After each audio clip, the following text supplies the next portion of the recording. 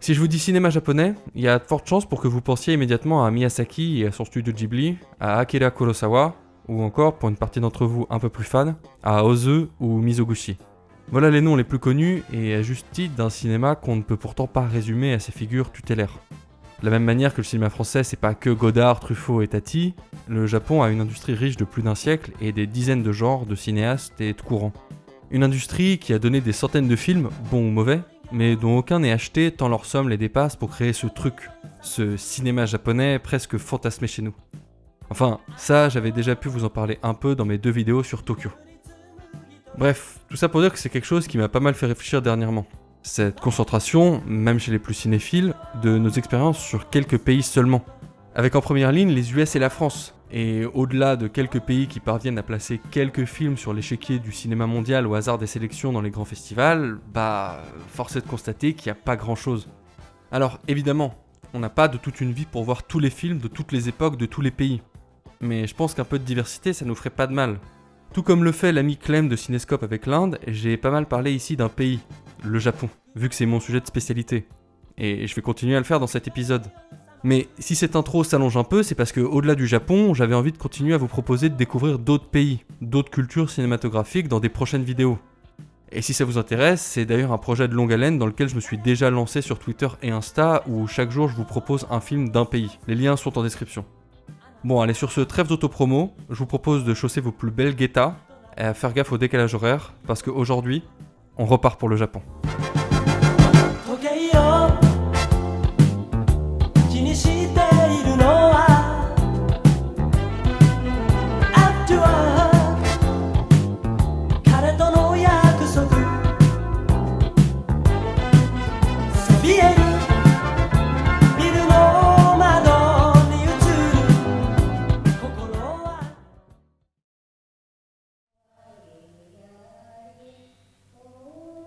À le lire, le pitch du film fait vraiment pas rêver.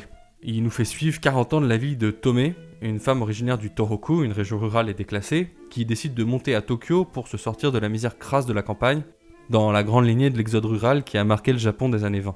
Évidemment, les success stories de ces migrations sont en général réservées aux comédies musicales ou aux sitcoms médiocres. Et vous vous en doutez, elle va sombrer dans les milieux interlopes de la capitale pour devenir prostituée, puis maquerelle, avant de se faire arrêter par la police et expulsée, et retourner finalement fauchée dans son village. Ce qui nous donne à la fin une boucle bouclée, et elle est franchement pas très réjouissante. Mais pour bien comprendre la portée du film, il faut se pencher sur son titre original, Nippon Konchuuki, qui veut littéralement dire entomologie japonaise, et qui a donc été traduit un peu bif-bof. Parce que ce qu'Imamura ambitionne pour un de ses premiers films, c'est de nous montrer une sorte d'étude de comportement d'insectes de la part d'humains, de nous présenter la vie urbaine sans les atours de la civilisation qu'on aime lui donner, comme un lieu de lutte, d'opportunisme, où la vie grouille, se marche dessus. Le plan d'ouverture est d'ailleurs extrêmement parlant, puisqu'on y voit un scarabée tentant de monter une motte de terre qui se dérobe continuellement sous ses pieds. Plan qui trouve d'ailleurs un écho direct à la fin du film avec Tomé, qui doit gravir une pente pour rentrer chez elle. Et cette critique d'une modernité de façade, d'un Japon qui se rêve sorti des horreurs de la guerre, est extraordinairement forte, et elle renvoie à une réalité sociale beaucoup plus contrastée. Et c'est clairement pas un hasard, puisque Imamura s'est longtemps intéressé aux sciences sociales, et fait partie des cinéastes japonais socialistes. À la manière d'un Koreeda aujourd'hui avec Une affaire de famille, il refuse le confort aveugle dans lequel se complaît une partie de la population japonaise de l'époque pour la mettre face aux injustices de sa société. Et face à la politesse, quoi de mieux que de parler d'insectes, rampants, bas peut-être, mais qui embrassent cette bassesse pour en faire une force de survie. Bien loin des docus occidentaux nazes sur le Japon entre tradition et modernité qui continuent malheureusement de sortir, le réal nous livre ici une des analyses les plus justes, les plus belles, mais aussi les plus terribles de la société japonaise.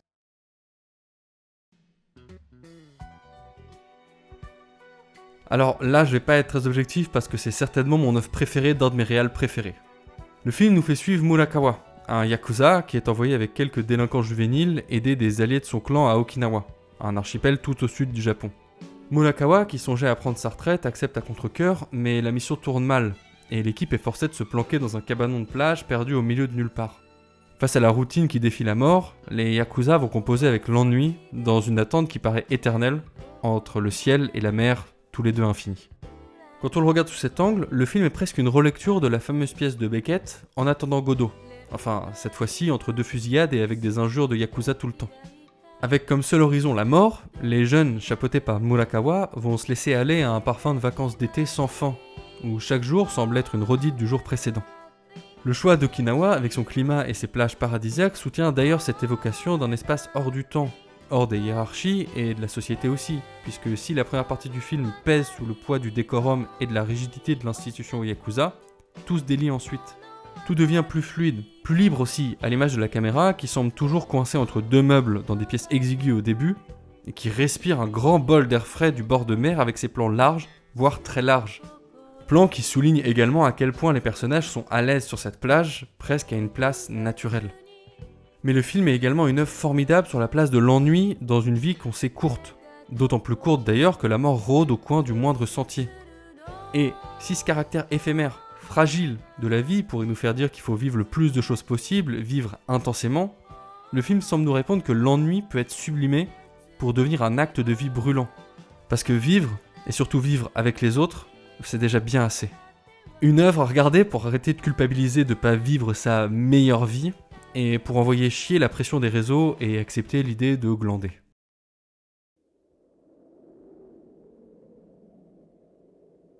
Japon, 16e siècle.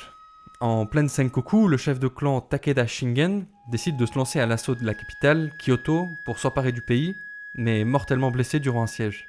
Afin de protéger et de garder le clan uni, il demande à ses généraux de garder sa mort secrète durant 3 ans. Son frère décide alors d'utiliser un voleur qui l'a sauvé de la potence et qui s'avère être le sosie parfait de Shingen pour le remplacer. Sauf que, évidemment, le gars est un voleur sans éducation et il a absolument aucune idée de comment faire. Mais il va quand même devoir se surpasser pour sauver le clan de la contre-attaque de tous ses ennemis. Bon, déjà le film est peut-être un des plus grands chefs-d'œuvre du genre Jidaigeki, ou film de samouraï pour nous, gagnant une palme d'or au passage. Les décors sont superbes, les costumes aussi, et le recours en masse à des figurants permet d'insuffler une ampleur toute historique à ce qui se passe à l'écran. Franchement, à part avec Ran, du même réal, j'ai pas vraiment d'autres exemples de films plus ambitieux au Japon. Mais là où le film est vraiment intéressant, c'est qu'il dépasse son genre historiographique d'origine pour y accoler toute une ambiance qui tourne autour de la comédie dramatique. Il met en scène des personnages hauts en couleur dépassant largement leurs fonctions, lorgnant ainsi plus du côté de Shakespeare que du côté du kabuki ou du no. Et cette tendance parcourt toute sa filmographie, puisque Kurosawa était passionné par les échanges interculturels. Mais au-delà de la mise en scène léchée et des acteurs tous excellents, si je voulais vous parler de ce film, c'est pour une scène. Une scène en particulier qui m'a marqué à tout jamais, la scène du rêve. Alors qu'il est sur le point d'accepter de jouer le jeu et de passer pour un seigneur, le voleur est assailli en rêve par le seigneur Shingen. Tranchant avec le début du film qui penchait vers la reconstitution historique très fidèle, cette séquence onirique et surréaliste fait écho à celle de L'Ange ivre, un des premiers films de Kurosawa, où le héros est poursuivi par son double qui essaye de le tuer. Le voleur est terrifié par le seigneur, mais plus que par la colère de ce dernier face à son imposture, il semble craindre de se dissoudre dans ce nouveau personnage, de ne plus exister pour embrasser la vie d'un autre. Et surtout, il semble avoir peur de se retrouver à défendre un idéal plus grand que lui, le voleur, archétype de l'égoïste opportuniste. La séquence fonctionne alors comme une préparation à la fin, où le voleur, pourtant démasqué, se lancera dans un assaut désespéré contre les ennemis du clan, scellant finalement la fusion des 2 personnages en un seul, au courage et à l'abnégation identiques. Une scène dont le caractère éthéré semble être à mi-chemin entre le théâtre no qu'on retrouve ici donc, et l'expressionnisme allemand, résumant presque à elle seule toute la filmographie très hétéroclite et internationale de Kurosawa.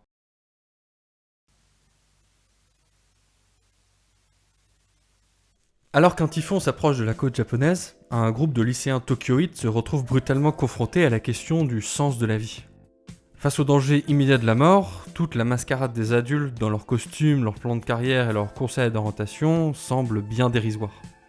Mélange assez détonnant entre Breakfast Club et Suicide Club, le film est souvent cité comme un des meilleurs d'une décennie assez compliquée pour le cinéma japonais, puisqu'il est pris entre une nouvelle vague à bout de souffle et un renouveau qui tarde à se manifester. Pourtant, tout ce qui a fait la force contestataire du cinéma de la deuxième moitié des années 90 avec Sion Sono, Hideo Nakata et Koreeda est déjà là en creux. C'est cette idée de mettre en scène une génération qui suit celle des baby-boomers, mais qui se reconnaît plus dans l'idéal du salaryman. C'est une remise en question des normes établies après-guerre, une envie de défier la mort pour trouver un sens à la vie. Autant de questions qui vont traverser l'esprit de nombreux auteurs et autrices des années 90. Pensez à Monster et ses gamins qui nous balancent du Schopenhauer bas de gamme, ou à GTO et ses ados forcés au nihilisme par une société de boom boom qui les méprise cordialement. Tout comme dans Sonatine, le film laisse une grande place à l'ennui. L'ennui de ces heures de cours chiantes comme la mort, de ces heures creuses entre deux cours, plus largement l'ennui de cette vie de lycéen qui n'a pas encore trouvé ce qui donnerait du sens à ces milliers d'heures qui les attendent aux sorties de l'école. Plus qu'un film sur les catastrophes naturelles, le film semble plutôt interroger le rapport au temps dans la culture japonaise. Un temps qui fondamentalement ne se vit pas de manière linéaire comme dans nos sociétés gréco-romaines, mais plutôt de manière cyclique. Un temps qui s'écoule pas vraiment, mais qui se répète, sous une forme d'éternité au quotidien. Une éternité à portée de main. Et ça, c'est la transition parfaite pour le dernier film.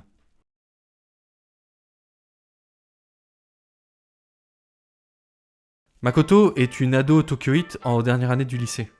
Une dernière année avant la pression des examens, des universités et du début de la vraie vie véritable d'adulte, qui se vit au rythme d'un quotidien animé par ses deux meilleurs amis, Chiaki et Kousuke. Mais cette routine est brisée le jour où elle se découvre la capacité de remonter le temps, évitant un accident mortel. Elle va alors se servir de ce pouvoir fantastique pour revivre le meilleur jour de sa vie. L'idée, sur le papier, fait pas mal penser à un jour de la marmotte, avec Makoto qui recommence sans cesse sa journée en réparant à chaque fois ses erreurs. Sauf que, et là est tout le brio du film, Hosada nous montre que quoi que tente Makoto, à chaque erreur comblée, quelque chose d'autre est enlevé autre part, la menant à une course sans fin pour parvenir à une journée parfaite qui se révèle à chaque fois un peu plus illusoire. Mais ce qui est amusant, c'est que cette journée parfaite encapsule une idée de la routine sublime que pouvait également porter Sonatine. Une beauté à trouver dans un temps lent, immuable, et qui est d'autant plus fort qu'il s'oppose à ce temps des adultes que Makoto fuit continuellement. L'absence quasi totale d'adultes dans le film est d'ailleurs assez parlante puisqu'elle suggère que seuls les enfants sont capables de saisir et d'apprécier ce temps magnifique. Les adultes ont leur propre temps, qui est également une routine, mais dont ils sont, eux, les prisonniers. Et c'est quelque chose que j'avais abordé dans ma précédente vidéo, mais ce film traduit extrêmement bien un sentiment, une sensation du temps qui passe, propre au Japon, qui m'a marqué quand j'habitais là-bas. Le sentiment d'un temps en suspens au détour d'un jardin où des ados s'entraînent à lancer des balles de baseball tard un soir d'été. Un sentiment d'éternité contenu dans une seconde. Comme si on vivait un souvenir au présent. Comme si on pouvait voir le passé se mêlant à aujourd'hui. Un aspect un peu doux amer du temps qui passe et qui se répète et que j'ai souvent appelé un peu maladroitement une nostalgie du temps présent. Bref, excusez-moi, je m'emballe dans des envolées lyriques au détour de ce film. Mais après tout, c'est peut-être ce qu'il y a de plus dur, de retranscrire en mots ce que peut nous faire vivre un film. Alors, à défaut d'aller vivre au Japon, d'aller expérimenter cet ennui sublime, ce temps suspendu, vous pouvez voir ces films.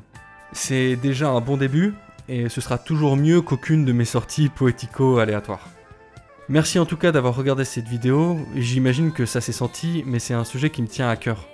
Comme je vous le disais en début de vidéo, j'aimerais refaire des vidéos de ce type avec d'autres pays. Donc dites-moi en commentaire si ça vous plairait et surtout quel pays vous aimeriez voir. Et en attendant, vous pouvez toujours suivre le projet Un jour, un pays, un film sur Twitter et Insta. Allez, je vous laisse là-dessus, à plus dans le bus.